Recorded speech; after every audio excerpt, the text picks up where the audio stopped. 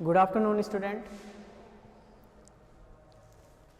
आपकी BSc second year immune system, immunology, microbiology and biotechnology की book का वही चैप्टर चल रहा है आपको इम्यून सिस्टम का। ये आप अपनी सेकेंड क्लास है, सेकेंड नहीं थर्ड क्लास है इम्यून सिस्टम की। ठीक है, बेसिकली आज अपन एक टॉपिक स्टडी कर रहे हैं, स्टडी ऑफ एंटीबॉडीज़। एंटीबॉडीज़ आपको पता है अपनी बॉडी में एंटीबॉडीज़ बनती हैं किसके अगेंस्ट? एंटीजन के, जो आपके बहुत बाहर के फॉरेन पार्टिकल्स होते हैं बॉडी में एंटर करते हैं। एंटर करते ही आपके सीरम में जाते हैं, प्लाज्मा में पहुंच जाते हैं, ब्लड सेल WBC को पता चलता है, WBC को इन्फॉर्मेशन मिलती है। WBC क्या करती है? WBC की सेल्स होती है जो इम्यून सेल्स, वो रेस्पॉन्स करती हैं और आपका इम्यून सिस्टम क्या करता है? आपके रेस्पॉन्स करता है एंटीजन के अगेंस्ट, और रेस्पॉन्स करते ही आपके प्लाज्मा में तक इन्फॉर्मेशन पहुंचती है। प्लाज्मा में इन्फॉर्मेशन पहुंचते ही, प्लाज्मा में आपकी इन्फॉर्मेशन जैसे ही पहुंचती है, प्लाज्मा सेल्स आपकी एंटीबॉडीज़ का फॉर्मेशन करने लग जाती हैं। बेसिकली एंटीबॉडी जस्ट लाइक ए प्रोटीन है, ठीक है, जो आरएनए से मिलके आरएनए प्रोटीन आपका फॉर्मेशन इन्वॉल्व रहता है। डीएनए से आरएनए, आरएनए से प्रोटीन फॉर्मेशन होता है। तो आपकी जो एंटीबॉडी होती है वो भी जस्ट लाइक प्रोटीन्स होती हैं जो प्लाज्मा सेल्स के थ्रू बनाई जाती हैं। ठीक है, तो अब देखते हैं कि अपन ने बात की कि एंटीजन तो होते हैं, एंटीजन के स्ट्रक्चर कैसा है? बैक्टीरिया है, वायरस है, जैसे कि आप जानते हैं, स्ट्रक्चर पढ़ा होगा आपने, बैक्टीरिया का स्ट्रक्चर जानते हैं, वायरस का स्ट्रक्चर जानते हैं। कोरोना वायरस चल रहा है, कोरोना का आप अच्छे से स्ट्रक्चर जानते हैं। तो ये क्या है? या फिर आप पोलन ग्रेन वगैरह, ये भी एक अपनी बॉडी के लिए फॉरेन पार्टिकल, तो ये भी अपने लिए एंटीजन हो गए, ये भी जानते हैं। डस्ट हो गई आपकी, ये भी एक एंटीजन हो गए। ठीक है, ये तो आपके एंटीजन, इनकी स्ट्रक्चर आप इजीली जानते हैं, पढ़ते हैं। लेकिन एंटीबॉडी जब फॉर्मेशन हो रही है तो हमको पता होना चाहिए एंटीबॉडीज होती कैसी हैं, कैसे बनती हैं। तो ये आपके सामने एक स्ट्रक्चर दिख रहा है, ये आपके एंटीबॉडीज का स्ट्रक्चर है। जनरली एंटीबॉडीज का एक स्ट्रक्चर बनाया है, ऐसा एक स्ट्रक्चर होता है। डोमेन होते हैं, ये ऊपर वाला फर्स्ट डोमेन होता है, नीचे वाला सेकंड डोमेन होता है। ठीक है, first domain and second domain, upper region are a first domain, lower region are a second domain. First domain second domain are connected to a disulphide bond. First domain, upper domain and lower domain, upper domain and lower domain are connected to a disulphide bond, that's called is a hinge region. जहाँ पे ये connect होते हैं, इस portion को क्या कहा जाता है? That's called is a hinge reason कहते हैं। अब ये हिंज रीजन तो अपन ने इसको कह दिया, ठीक है। अब इसके अंदर ये वाला जो साइट है आपका, ठीक है, एक वाई स्ट्रक्चर के फॉर्म में रहता है। एंटीबॉडीज हमेशा वाई स्ट्रक्चर, देखो वाई बना हुआ है, इस तरीके से बना हुआ है, ठीक है, ऐसे जाके फिर इस तरीके से, तो हमेशा एंटीबॉडी फॉर्मेशन होती है वाई के फॉर्म में होता है। ठीक है, वाई के फॉर्म में, तो वाई के फॉर्म में होता है तो इसकी जो स्ट्रैंड होते हैं, एक ये वाला स्ट्रैंड होता है हिंज रीजन से पहले वाला, ठीक है, और एक स्ट्रैंड है। इस वाले स्ट्रैंड में वेरिएबिलिटी होती है, ठीक है, इसमें चेंजेस होते हैं। क्यों ये इंपॉर्टेंट है? कभी देखो क्या होता है, मान लो ये एंटीबॉडीज है, एंटीजन है, सॉरी, एक ये एंटीजन है, ठीक है, एक ये एंटीजन है, डिफरेंट टाइप के एंटीजन, ओके, डिफरेंट टाइप के एंटीजन प्रेजेंट है, क्लियर। ये डिफरेंट टाइप के एंटीजन को मान लो, देखिए ये इसको पकड़ना है तो इस तरीके से हमें पकड़े, ठीक है, इस तरीके से आपके पास कुछ हो जो इस एंटीजन को डिस्ट्रॉय किया जा सके, कुछ इस तरीके का आपके पास एंटीबॉडीज हो जो इस तरीके के एंटीजन को क्या किया जा सके? ट्रैप किया जा सके, क्लियर है। तो ये जो स्ट्रक्चर है, ये वेरिएबिलिटी है कि डिफरेंट टाइप के एंटीजन है, उनको मारने के लिए एक पर्टिकुलर स्ट्रक्चर तो काम में नहीं होगा ना, तो कुछ ना कुछ चेंजेस करने पड़ेंगे एंटीबॉडीज में। और हमने सुना है मैक्सिमम सारी एंटीबॉडीज आपकी कैसी होती है? वाई शेप में होती है। कैसी होती है आपके? वाई शेप में। जबकि आपकी बॉडी में एंटीजन डिफरेंट टाइप के, यानी लाखों डिफरेंट टाइप के स्ट्रक्चर चेंज कर लेता है। अरे बैक्टीरिया भी चेंजेस, कितने टाइप के बैक्टीरिया, कितने टाइप के वायरस है, सबके कितने टाइप के पॉलिंग, कितने आप टाइप के आपके डस्टिंग पार्टिकल्स हैं, कितने आपके फॉरेन पार्टिकल्स हैं जो डिफरेंट डिफरेंट टाइप की स्ट्रक्चर में। तो ये बॉडी में एंटर करने के बाद इनको ट्रैप करने के लिए, इनको बाइंड करने के लिए, इनको डिस्ट्रॉय करने के लिए, इनको किल करने के लिए एंटीबॉडीज़ में भी स्ट्रक्चर चेंजेस की कैपेबिलिटी होनी चाहिए। तो इस वाले रीजन में आपके, इस वाले रीजन में ये जो अपर रीजन है, ये वाला पोर्शन, वेरिएबल पोर्शन, ये चेंज होता रहता है, ठीक है, वेरिएबल पोर्शन चेंज होता रहता है। तो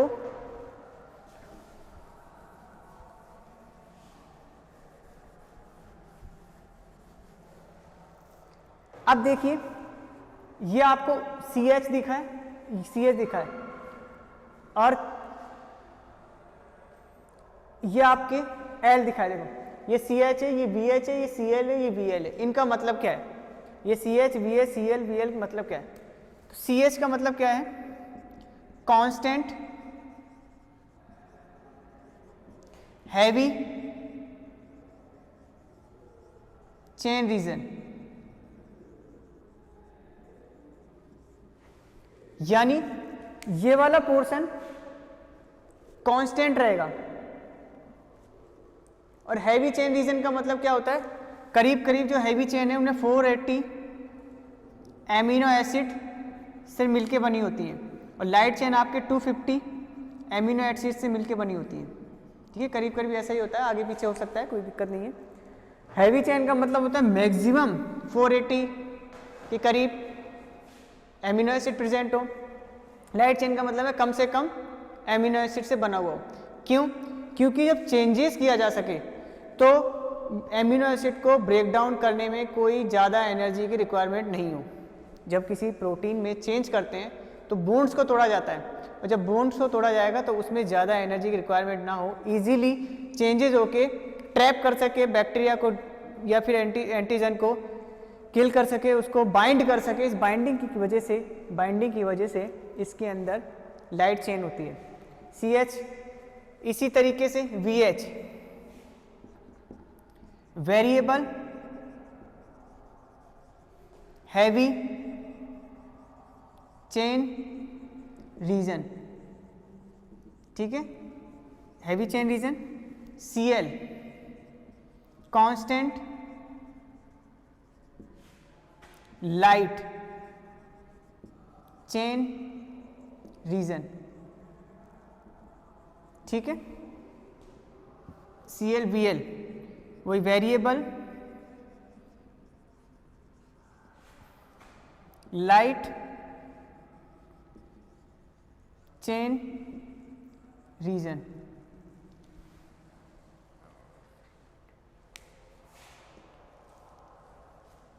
उतारिए इसको।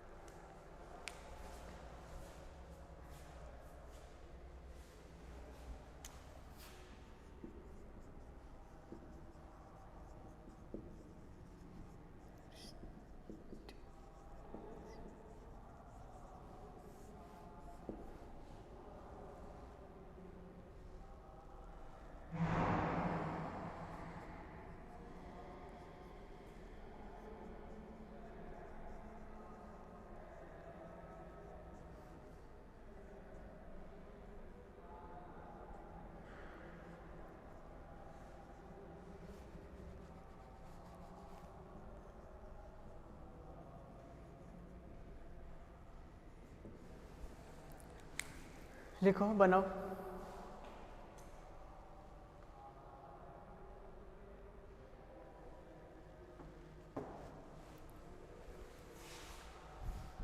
पढ़ें, वापस देखते हैं। हम स्ट्रक्चर ऑफ एंटीबॉडीज़ की बात कर रहे हैं। हमने एक स्ट्रक्चर बनाया, ठीक है, दिस स्ट्रक्चर इसका एंटीबॉडीज़ का। हम इसमें क्या देखते हैं, हमें 2 डोमेन नज़र आते हैं, अपर डोमेन और lower domain. The domain are connected to a disulphide bond, ठीक है। ये क्या है? Disulphide bond. क्लियर है?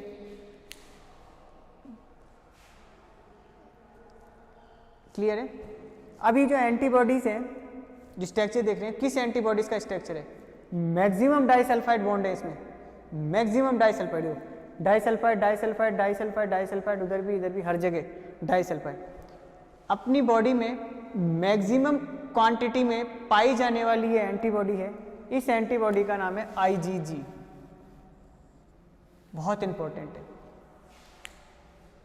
70-75% तक टोटल सीरम का ये पार्ट होती है, इम्यूनोग्लोब्यूलिन का, टोटल इम्यूनोग्लोब्यूलिन का 70-75% पार्ट है।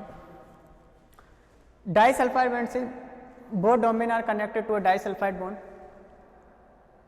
ये एमीन ग्रुप होते हैं, जो एक चेन है, ये कंप्लीटली हैवी चेन है, क्रिस्टलाइज्ड चेन है, ठीक है। FC रीजन का मतलब होता है फ्रैक्शन क्रिस्टलाइजेबल। ये वाला रीजन क्रिस्टलाइज हो सकता है, ये फिक्स रहेगा, ये कभी भी चेंज नहीं होगा, ठीक है। क्रिस्टलाइज कर सकते हैं, इसके साथ कार्बोक्सिलिक ग्रुप अटैच होता है, ठीक है। एमीन ग्रुप होता है, इन सभी पे डाइसल्फाइड बॉन्ड अटैच होते हैं। इस वाले पोर्शन की बात करें तो ये वाई शेप का पोर्शन है, जो कि कांस्टेंट भी है और वेरिएबल भी है। इसमें आपके पास heavy chain and light chain, 2 chain से के रीजन मिलेंगे आपको। ये नीचे वाला पोर्शन है, ये कांस्टेंट होगा एक पार्ट, ये वेरिएबल होगा। ये वाला जो पार्ट है, ये वाला जो पार्ट है आपका, ये वेरिएबल वाला पार्ट, इसमें भी ये वेरिएबल वाला जो पोर्शन है, ये हमेशा चेंज होता है और यही आपकी एंटीबॉडी को ट्रैप करता है, एंटीबॉडी से बाइंड करता है, ठीक है। यही वाला पोर्शन आपका एंटीबॉडी से बाइंड करने वाला पोर्शन है। एंटीबॉडी बाइंडिंग साइट कह सकते हैं आप, एंटीबॉडी बाइंडिंग साइट, क्लियर है। जबकि ये वाला आपका जो है कांस्टेंट रीजन है, ये हैवी चेन है, ये लाइट चेन है। क्यों? क्योंकि ये भी अलग हो जाती है, ठीक है। चेंजेस में इसमें भी चेंजेस हो जाता है। लाइट चेन है, ये हैवी चेन है, कांस्टेंट हैवी चेन, ये लाइट चेन, ठीक है। इस तरीके से आपको मैंने स्ट्रक्चर बताया। IgG की स्ट्रक्चर है ये, ठीक है। CH का constant heavy chain region, VH का variable heavy chain region, Cl का constant light chain region, Vl का variable light chain region, FC का फ्रैक्शन क्रिस्टलाइजेबल और FAB का ये वाला जो पोर्शन है, FAB ये वाला FAB, ठीक है। ये जो दोनों पोर्शन है, ये आपके फ्रेगमेंट एंटीजन बाइंडिंग साइट है, ठीक है। ये वाला पोर्शन आपके, ये दोनों भी एंटीजन बाइंडिंग साइट वाला पोर्शन आता है, ठीक है। आपको पता है एक साथ 1 से 2-3 एंटीजन को भी बाइंड कर लेता है, ठीक है। इस तरीके से चेंजेस कर लेता है। तो इसको रब करें, आगे चलें, देख लीजिए एक बार।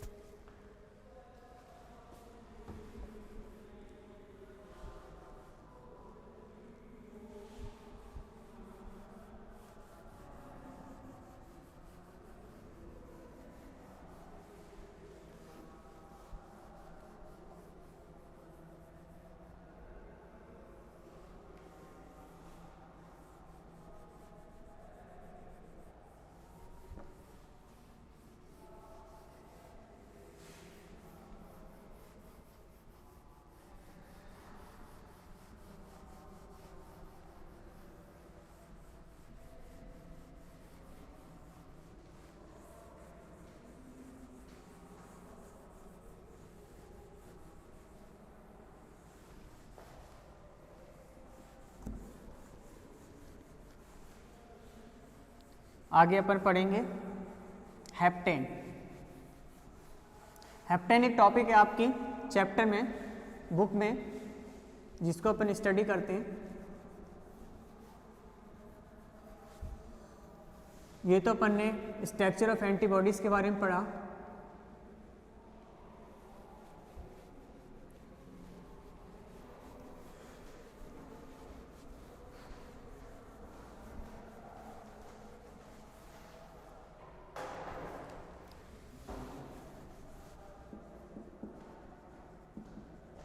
Heptane. What is the heptane? Heptane आपके सिलेबस में एक टॉपिक है। हेप्टेन एक एंटीजन है। किस टाइप का एंटीजन है? हमने तो एंटीजन का नाम तो सुना है, लेकिन what is the heptane? Heptane क्या होता है? हेप्टेन क्या होता है? तो देखिए बॉडी में क्या होता है, आपकी बॉडी में बाहर का एंटीजन एंटर करता है, लेकिन वो एंटीजन इतना स्मॉल होता है, इतना छोटा होता है कि आपकी बॉडी को पता ही नहीं चलता, रेस्पॉन्स नहीं दे पाता, WBC को रेस्पॉन्स नहीं दे पाता, आपका इम्यून सिस्टम रेस्पॉन्स नहीं कर पाता। लेकिन एंटीजन है, फॉरेन पार्टिकल है, चाहे कितना ही छोटा हो, उसको डैमेज करना है, डिग्रेड करना है, इसका किल करने का वेरी मस्ट है, बहुत ज़रूरी है। तो स्मॉल पार्टिकल्स होते हैं, स्मॉल पार्टिकल्स किसके? एंटीजन के। क्लियर है? ये स्मॉल पार्टिकल कॉन्जुगेट होते हैं, कॉन्जुगेटेड विथ कैरियर प्रोटीन।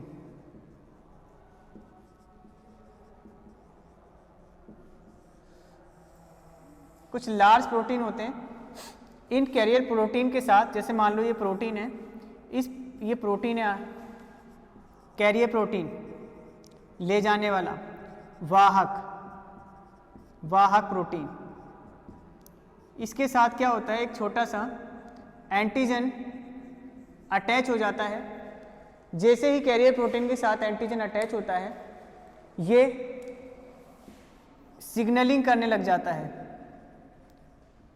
या कहें रेस्पॉन्स देता है। ये अब आपका किसको रेस्पॉन्स? इम्यून सिस्टम को, इम्यून सिस्टम को रेस्पॉन्स प्रोवाइड कराएगा। आपकी बॉडी में एंटीजन एंटर किए हैं, पॉइजन के पार्टिकल्स एंटर किए हैं, जबकि आपकी एंटीबॉडीज रेस्पॉन्स नहीं दे रही है, उसको किल करने के लिए आपकी इम्यून सिस्टम रेस्पॉन्स नहीं कर रहा है। तो उस रेस्पॉन्सिबिलिटी के लिए क्या करते हैं, ये छोटे पार्टिकल्स कैरियर प्रोटीन के साथ अटैच हो जाते हैं, और अटैच होते ही क्या करते हैं, कॉन्जुगेट विथ प्रोटीन के साथ सिग्नलिंग या फिर रेस्पॉन्स मिलता है इम्यून सिस्टम के साथ। जैसे इम्यून सिस्टम से रेस्पॉन्स मिलता है, आपकी T cells, B cells active हो जाती हैं, और इस कंप्लीटली जो इसके एंटीजन है, इसको किल करने का काम कर देती हैं। ठीक है? बी सेल प्लाज्मा सेल के पास जाएंगी, प्लाज्मा सेल क्या करेंगी, एंटीबॉडीज फॉर्मेशन होगा, और एंटीबॉडीज फॉर्मेशन इसको किल करने का काम करेंगे। समझ में आया? देखो एक बार,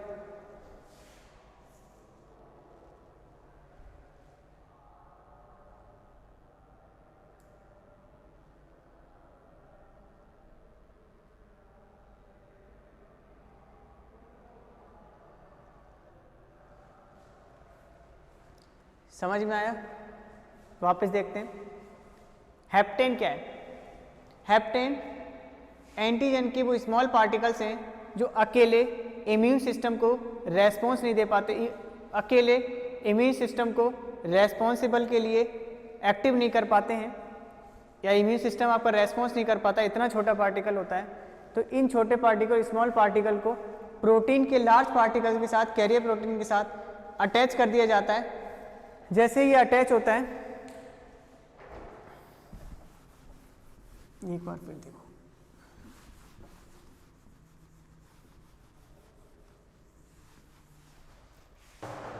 कैरियर प्रोटीन के साथ एक छोटा सा पार्टिकल अटैच हो जाता है, कॉन्जुगेट हो जाता है, कॉन्जुगेट, और फिर क्या करता है, किसको करता है, टी सेल को एक्टिव करता है, फिर बी सेल को एक्टिव करता है, फिर बी सेल क्या करती है, प्लाज्मा सेल को एक्टिव करती है, फिर प्लाज्मा सेल्स क्या करती हैं, इसमें एंटीबॉडीज फॉर्मेशन करती हैं, और एंटीबॉडी फॉर्मेशन को क्या करता है, किल कर देता है। ठीक है, अटैच हो गई। तो इस तरीके से हेप्टेन जो स्मॉल पार्टिकल्स होते हैं, hapten are small particles, they not capable to activated to T cells and B cells and with carrier protein attached to a capable to active T cells and B cell, ठीक है, capable हो जाते हैं active से B cell T cell को active करने के लिए, और इस तरीके से इम्यून सिस्टम क्या हो जाता है, immune system active, immune system active. Clear है, कोई दिक्कत नहीं है, देखो 2 मिनट।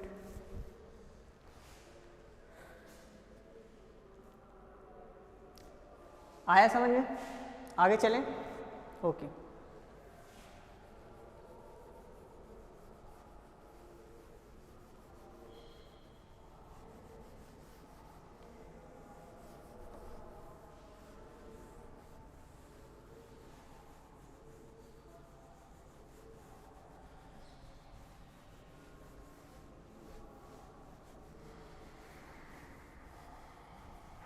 हैप्टेन के बाद एक चीज़ मैं बताना भूल गया, एक छोटी सी चीज़ देख लो। एक नॉर्मली अपन ने अभी एंटीबॉडीज़ का स्ट्रक्चर बनाया था, एक ये स्ट्रक्चर देख लीजिए, सिंपल सा है।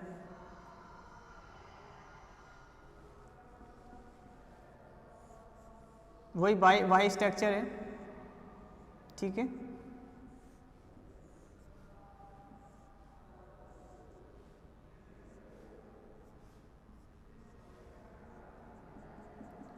ये वाला जो आपका पोर्शन होता है ये कैसा होता है, वेरिएबल होता है, और ये जो पोर्शन है आपका कांस्टेंट कांस्टेंट कांस्टेंट कांस्टेंट, ये भी कांस्टेंट है, ये भी कांस्टेंट, ठीक है।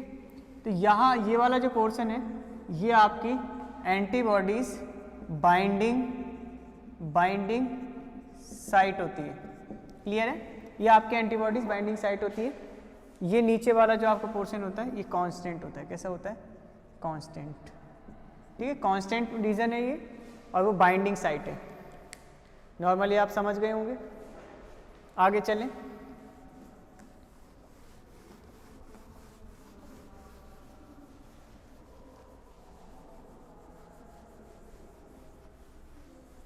अब टॉपिक डालिए type of immune cell, antibodies. Immune cell क्या, टाइप ऑफ एंटीबॉडीज।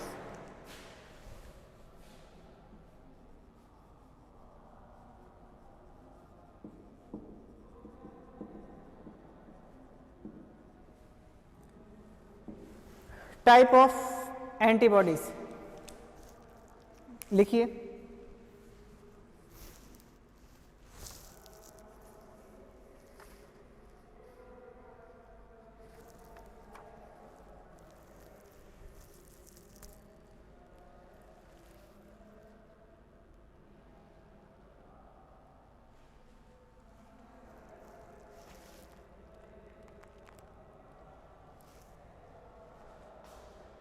देखिए, अपनी बॉडी में एंटीबॉडीज तो प्रेजेंट होती हैं जो आपके किसी भी एंटीजन के अगेंस्ट वर्क करती हैं। अब आपने सोचा होगा, अब आप सोच रहे होंगे क्या इतने टाइप के वायरस हैं, लाखों टाइप के वायरस हैं, वायरस, बैक्टीरिया हैं, डिफरेंट टाइप के पैथोजन हैं,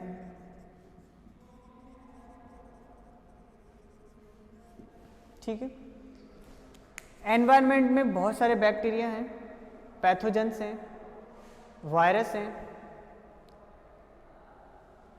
आपके इंसेक्ट हैं जो डिजीज कॉज करते हैं, डस्ट है, पॉलन ग्रेन है, गैसेज हैं, ये सारी क्या हैं, आपकी बॉडी में एक एंटीजन के फॉर्म में एंटर करते हैं। अब इतने सारे एंटीजन को डिस्ट्रॉय करने के लिए, किल करने के लिए क्या हमें लाखों एंटीबॉडीज़ की रिक्वायरमेंट है क्या? फिर तो बहुत सारी एंटीबॉडीज़ की ज़रूरत पड़नी चाहिए हमको। नहीं, क्यों? क्योंकि हमने पढ़ा था पहले कि एंटीबॉडीज़ तो एक ही होती है, एंटीबॉडीज़ तो एक ही है, लेकिन उसके वेरिएबल साइट में चेंज करके ही इन लाखों टाइप के बैक्टीरिया वायरस को किल कर देती है। वेरिएबल साइट में चेंज करके इतने सारे बैक्टीरिया को किल करने का काम आराम से करती है। ठीक है, तो हमें ज़्यादा एंटीबॉडीज़ की रिक्वायरमेंट नहीं है, क्योंकि हमारे पास एंटीबॉडीज में वेरिएबल साइट है, डिफरेंट टाइप के स्ट्रक्चर में चेंजेस कर सकती है और एंटीबॉडीज एंटीजन के साथ बाइंड कर सकती है। तो फिर हमारे पास कितने एंटीबॉडीज हैं, देखते हैं कितने एंटीबॉडीज हैं। मेनली अपनी बॉडी में होता है IgG, जो कि अपन ने स्ट्रक्चर पढ़ा था, देखा था। IgG very important. First 70 to 75% in serum. Serum यानी प्लाज्मा। अरे एंटीबॉडीज प्लाज्मा में ही तो मिलेगी ना, WBC RBC में थोड़ी मिलेगी। WBC तो बनाती है पर प्लाज्मा में बनती है। ठीक है, खास बात क्या है, देखिए जब अपने एंटीबॉडीज का फॉर्मेशन होता है तो हम जब पैदा होते हैं, जब पैदा होने से पहले एम्ब्रियो स्टेज में होते हैं, फीटल के स्टेज में होते हैं, तब मदर से फीटस को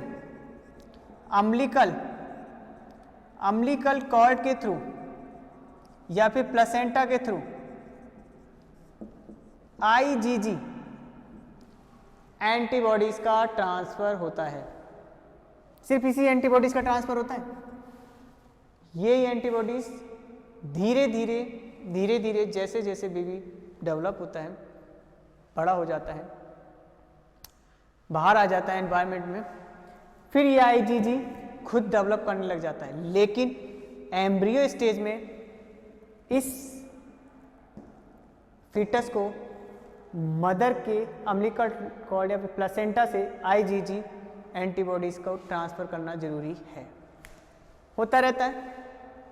ठीक है, इसके साथ ही IgG में मैंने स्ट्रक्चर में अच्छे से बता दिया।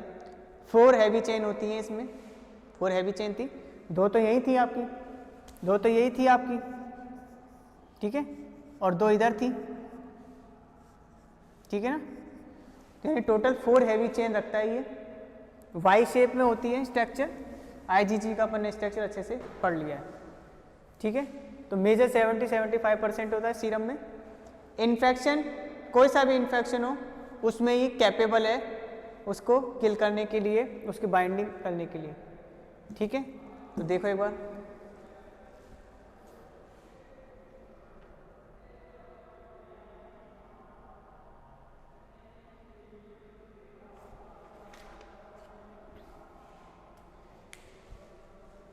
लिखा, देखा, फर्स्ट, सेकंड, थर्ड इंपॉर्टेंट बात, शायद इसकी लास्ट बात है इसी। क्या होता है, ये जो एंटीबॉडी से IgG are divided into 4 type. IgG1, IgG2, IgG3, IgG4, 4 type. But IgG3 is a maximum, यानी हम ये जो देखते हैं जितनी भी एंटीबॉडीज, ठीक है, जितनी भी एंटीबॉडीज IgG वाली देखते हैं उसमें IgG3 जो एंटीबॉडीज है वो मैक्सिमम क्वांटिटी में बॉडी में प्रेजेंट होती है, यानी सीरम में प्रेजेंट होती है। क्लियर है? बाकी मैंने कहानी बता दी, फीटस में IgG एंटीबॉडीज नहीं होती है, मदर से अम्बिलिकल कॉर्ड या फिर प्लेसेंटा के थ्रू खुद की बॉडी में लेता है। जैसे ही मिच्योर होता है, बाहर आता है, धीरे धीरे खुद इस एंटीबॉडीज को डेवलप करने लग जाता है। बॉडी के सीरम 70-75% है। इंपॉर्टेंट है, 4 टाइप की है। IgG3 is maximum portion of the IgG antibodies. ठीक है, IgG के बाद आती है, IgG के स्ट्रक्चर हमने देखा, IgG के बाद IgA या IgM।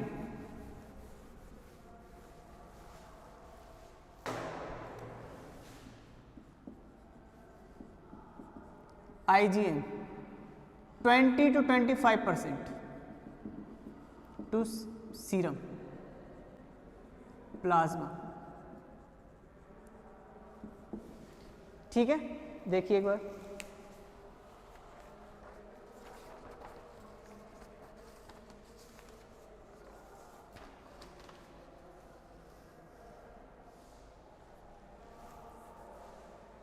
देखा। इसके अलावा इसका स्ट्रक्चर देखें आईजीएम का, तो आईजीएम का स्ट्रक्चर देखते हैं।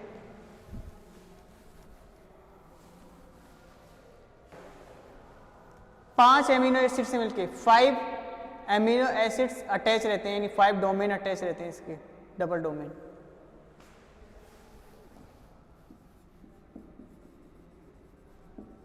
स्ट्रक्चर ऑफ आईजीएम वैसे होते कितनी है, IgG, IgM, IgA, IgE, IgD, 1 2 3 4 5 type.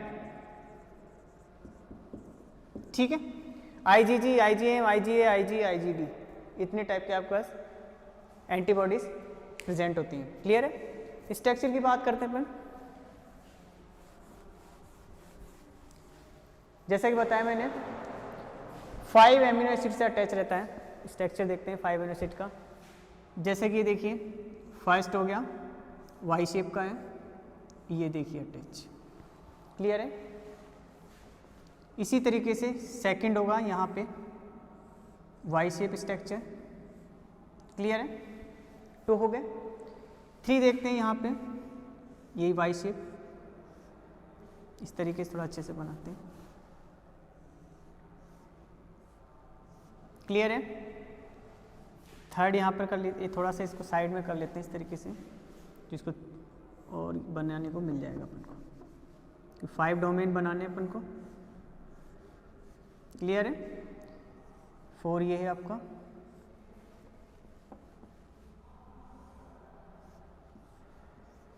और एक ये।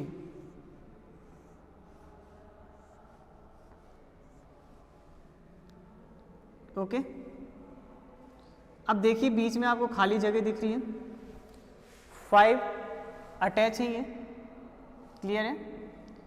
अब क्या करते हैं, ये सारे आपके किससे अटैच रहते हैं, डाइसल्फाइड बॉन्ड से।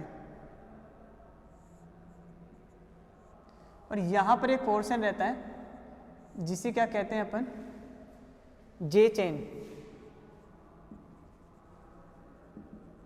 जे चेन का मतलब होता है इस कंप्लीटली जो आपके एंटीबॉडीज हैं, फर्स्ट मान लो इसको, सेकंड, ओरिजिन से करें तो अपन फर्स्ट इसका माना, सेकंड, थर्ड, फोर्थ, फिफ्थ, तो ये कंप्लीटली आप अटैच कैसी हैं, ऐसे हवा में तो रहेंगी नहीं है, तो ये कैसे अटैच हैं, डाइसल्फाइड बॉन्ड के थ्रू।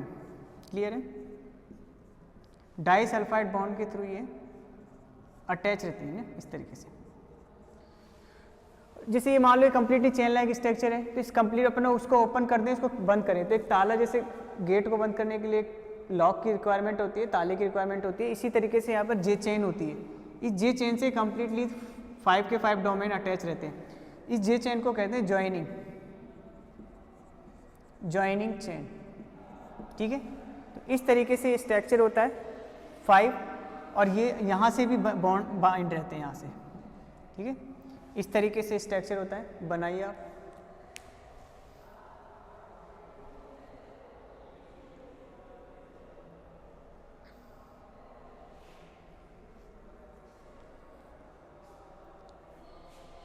यह आपका स्ट्रक्चर किसका है, IgM।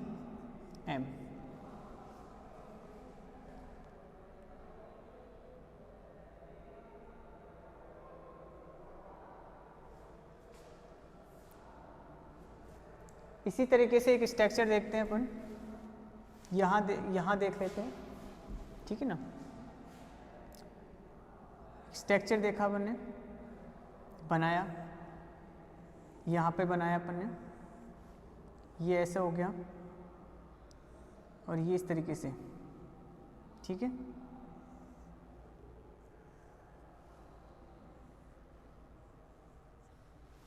ठीक है।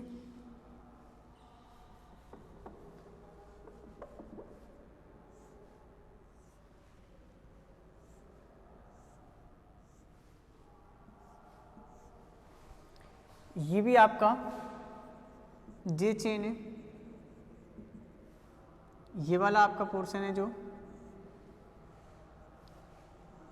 ये आपके डाइसल्फाइड बॉन्ड है,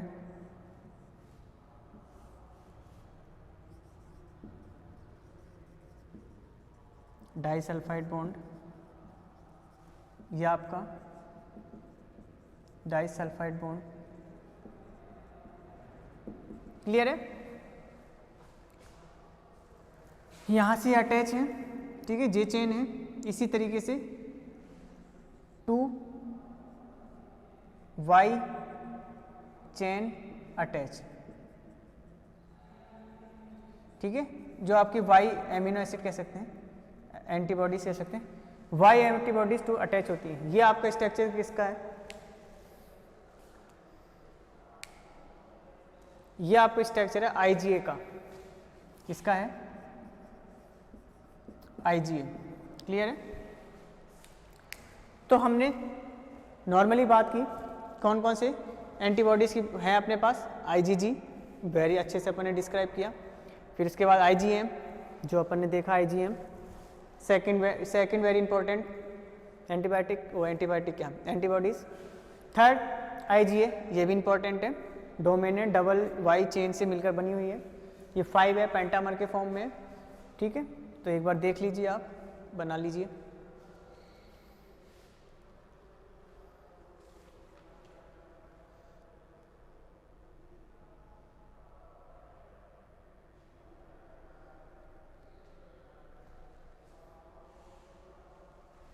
बना लीजिए एक बार।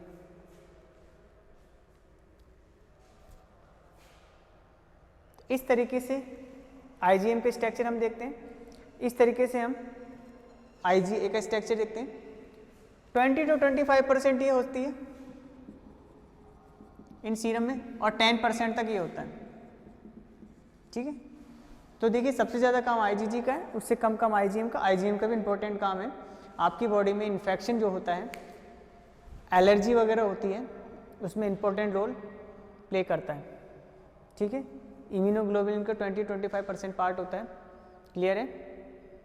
और एंटीबॉडीज़ को एक्टिव करने में भी इन्वॉल्व होता है। एंटीबॉडीज़ क्या, बी सेल को एक्टिवेट करने में भी इन्वॉल्व होता है। तो रब कर दें इसको। नेक्स्ट चलें आगे। ओके,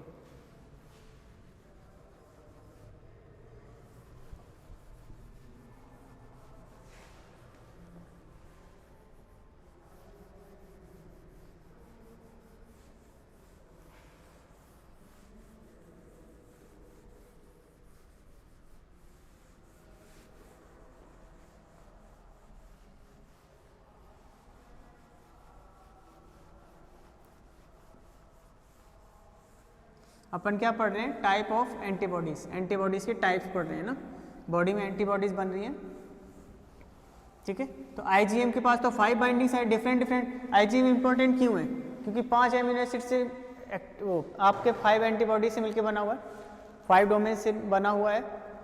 तो ये काफ़ी सारे क्या करता है, ये एंटीजेंस को बाइंड करके उनको किल करने का वर्क आराम से इजीली कर सकता है, ठीक है। आईजीए की बात करते हैं।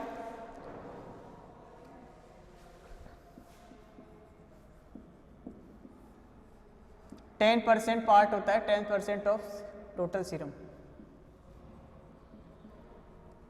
ठीक है। क्लियर है? फर्स्ट। सेकंड थिंग, इसकी खास बात क्या होती है? ये कहाँ मिलता है? ये ब्रेस्ट मिल्क में, मदर ब्रेस्ट मिल्क में,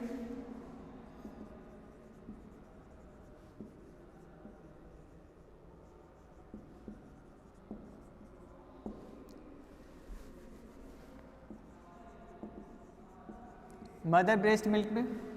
क्लियर है? मदर ब्रेस्ट मिल्क में। सेकंड, नेजल म्यूकस में, ठीक है, क्योंकि वहाँ पर भी एंटी बैक्टीरिया होते हैं, तो वहाँ भी बैक्टीरिया किल करने के लिए प्रेजेंट होता है। थर्ड, आपके ब्रेस्ट मिल्क मिल जाएगा सलाइवा में। सलाइवा के अंदर भी आपके breast milk nasal mucus and saliva have a IgA type of antibodies. Clear है? 10%, ठीक है। पार्ट ऑफ इम्यूनोग्लोबुलिन,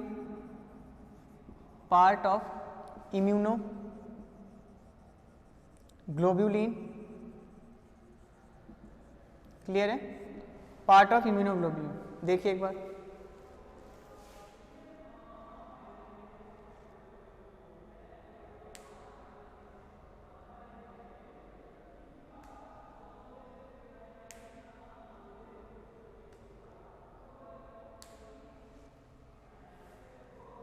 देखा?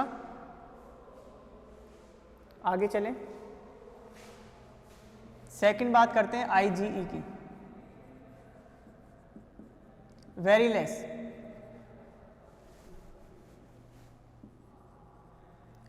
क्वांटिटी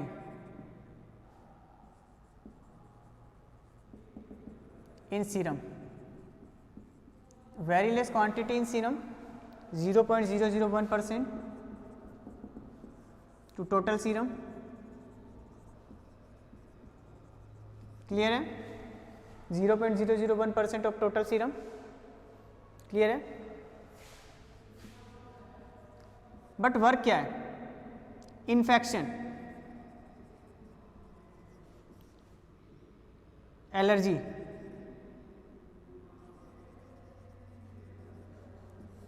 इन्फेक्शन में क्या करता है? थोड़ा सा रोल इन्वॉल्व रहता है इसमें, ठीक है, एक्टिवेटेड करता है। देखो,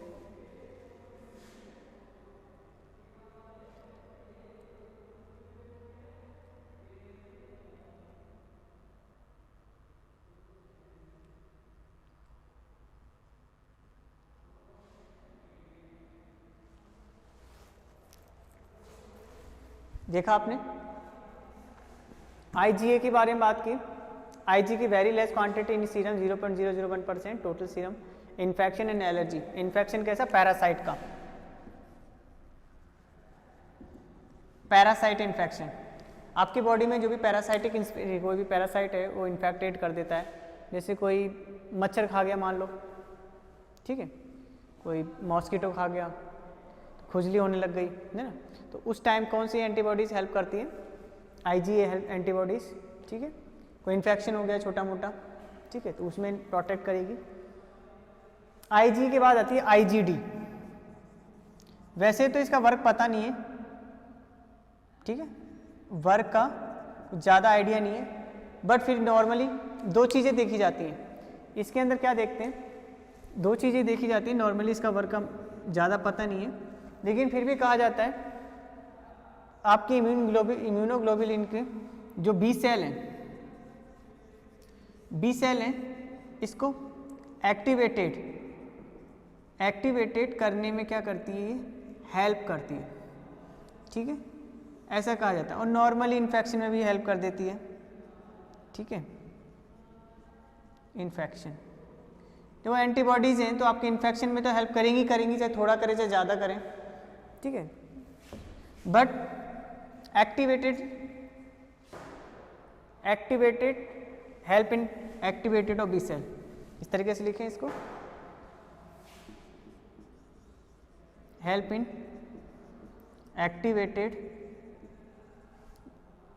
एक्टिवेटेड टू बी सेल, ठीक है। इस तरीके से ये हेल्प करती हैं, ठीक है। तो देखिए एक बार,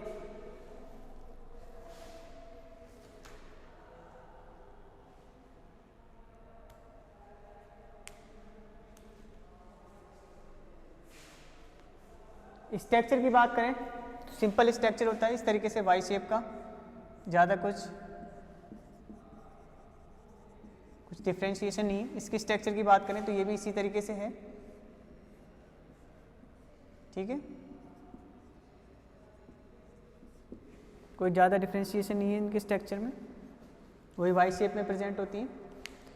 तो इस तरीके से आज हमने डिस्कस किया, क्या क्या चीज़ें पढ़ी हमने, एक बार रिवाइज कर लेते हैं 5 मिनट में।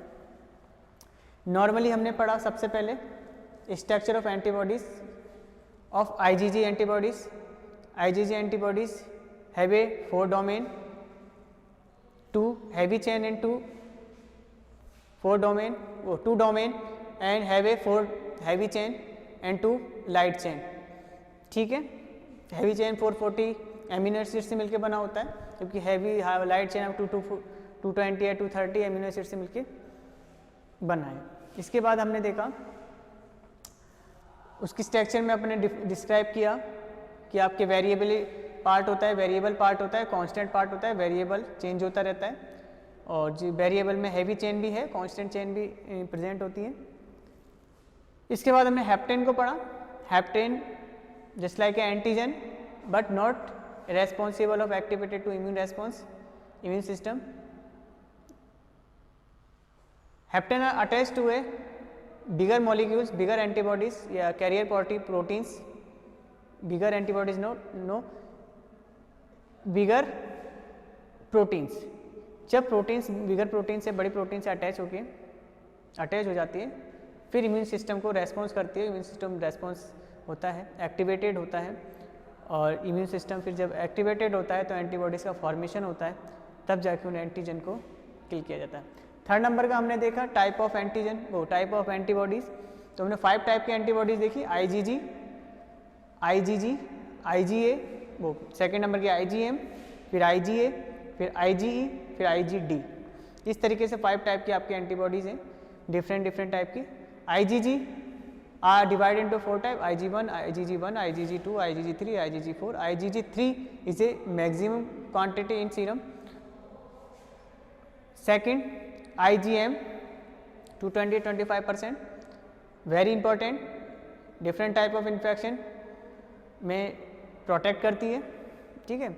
इसके साथ फिर IgG a very less but फिर भी some important, and IgE, IgD complete work पता नहीं है, फिर भी देखते हैं कि इसमें जो एंटीबॉडीज बी सेल है उसको एक्टिवेटेड करने में क्या करती है, हेल्पिंग करती है, ठीक है, उसको आगे बढ़ाने काम करती है, ठीक है। तो इस तरीके से आज हमने पढ़ा, समझा एंटीबॉडीज, या आपके इम्यून सिस्टम का चैप्टर।